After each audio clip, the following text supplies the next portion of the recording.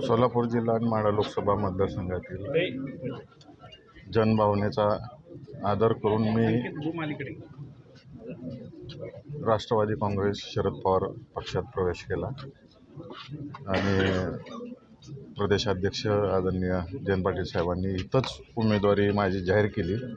त्याबद्दल साहेबांचे आभारही मानतो आणि अत्यानंद होतोय की जयंत पाटील साहेबांनी शरद पवार साहेबांनी ह्या मतदारसंघातली जनभावना काय आहे ही ओळखून मला उमेदवारी बहाल केली। त्याबद्दल मी दोघांचे या ठिकाणी आभार मानतो। निर्णय घेण्याचे काय प्रमुख कारण आहेत? 2-3 महत्त्वाचे निर्णय घेण्यामागचे प्रमुख कारण म्हणजे आज जे शेतकऱ्यांचे हाल चाललेले आहेत, शेतकऱ्यांमध्ये प्रचंड असंतोष आहे।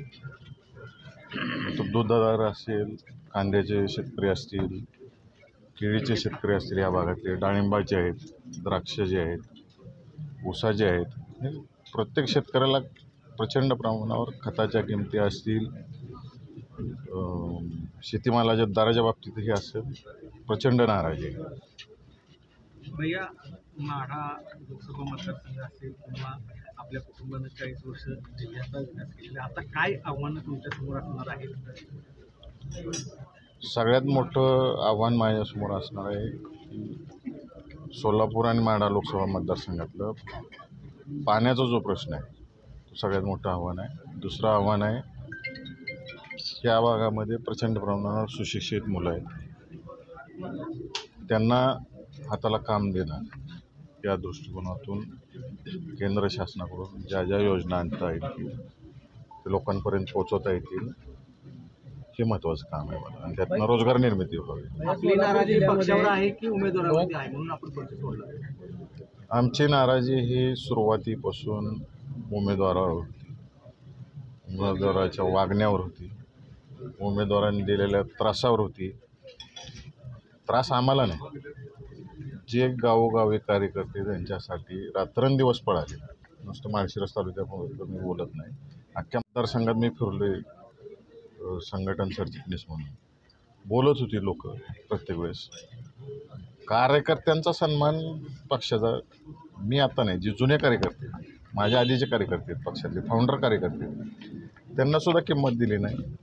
त्यांची नाराजी कार्यकर्त्यांनाच भेटत नव्हती तर जनतेला कधी भेटली? या सगळ्या गोष्टीमुळं लोकभावनेतनं निर्णय तुम्ही घेतलेला जरी असला तरी लोकभावना भाजपला कळली नाही। 5 आमदार होते, त्यांनी कळूच दिले नाही। आपल्याला सोलापूर जिल्ह्यामध्ये मोहितेंचं राजकीय समीकरण पुन्हा एकदा जुळताना दिसतंय। परत एकदा सोलापूर जिल्हा राष्ट्रवादीचा बालेकिल्ला होईल। ती जबाबदारी साहेबांनी आमच्या सगळ्यांवर टाकलेली आहे। जी साहेबांबरोबर आता टीम आहे या सोलापूर जिल्ह्यात, आम्ही सगळेजण अहोरात्र प्रयत्न करू की जो बालेकिल्ला होता एकीकडे, म्हणजे पुणे जिल्ह्यापेक्षा जास्त आमदार या जिल्ह्यातून निवडून यायचे, त्यासाठी सगळेजण मिळून रात्रंदिवस प्रयत्न करू। धैर्यशील मोहिते यांची नाराजी भाजपला परवडणार नाही असं भाजपमधल्याच एका मंत्र्यांनी उघडपणे जाहीर केली होती त्यांची भावना, तरी सुद्धा भाजपच्या वरिष्ठ नेत्यांपर्यंत हा मेसेज गेला नव्हता। तिथनं पुढची प्रक्रिया मला माहीत नाही, ते त्यांचा माझा संवाद परत कधी झाला नाही। आज उत्तम जानकरांना बोलवलं आहे विमानाने, हीच गोष्ट तुमच्या बाबतीत करू शकली असते किंवा नाराजी दूर करू शकली असते, विचारलं असतं, असं काही झालं नाही का? बिलकुल काय झालं नाही। सोलापूर जिल्ह्यात आता म्हणाला की माळशिरसचे जे आमदार आहेत त्यांनी 70 वर्षात काही विकास झाला नाही, एवढं बळ कुठून आलं? जी विकास कामं आणली त्या विकास कामाच्या रकमेतून आलं असेल। बरं, आता तुम्ही 11 तारखेला राजीनामा दिला, आज 14 तारीख आहे, 3 दिवस उलटून गेले, बावनकुळेंपर्यंत तुमचा राजीनामा पोहोचलाच असेल, पण भाजपमधल्या एकाही नेत्याने तुम्हाला फोन करणं, मेसेज करणं किंवा संपर्क साधण्याचा प्रयत्न केला होता? कोणी नाही।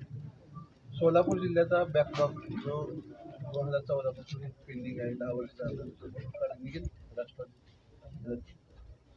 आता ॲडव्हान्समध्ये सगळ्या गोष्टी कशा सांगू, ज्यावेळेस सुरू होईल ज्या त्या गोष्टी त्या वेळेस त्या गोष्टींवर बोलता येईल। फक्त एवढं सांगेन, तुम्ही अनेक जण मला प्रश्न गेले 2-3 दिवस